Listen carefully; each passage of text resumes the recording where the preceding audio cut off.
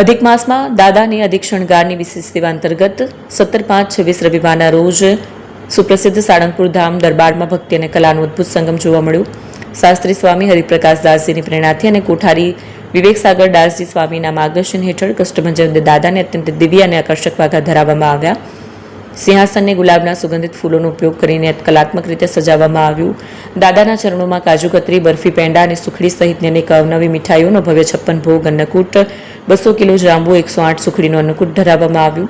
રવિવારની રજા અને પવિત્ર માસ હોવાથી વહેલી સવારથી જ હજારોની સંખ્યામાં ભક્તો ઉમટી પડ્યા.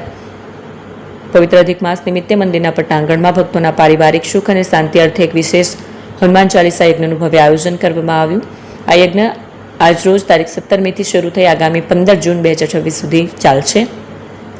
યજ્ઞનો સમય દરરોજ સવારે 9 થી 12 અને બપોરે 3 થી સાંજના 6:30 વાગ્યા સુધીનો રહેશે. શાસ્ત્રી સ્વામી હરિપ્રકાશ દાસજી દ્વારા પ્રારંભ કરવામાં આવ્યો હતો, જેમાં પવિત્ર બ્રાહ્મણો દ્વારા આહુતિ અપાશે.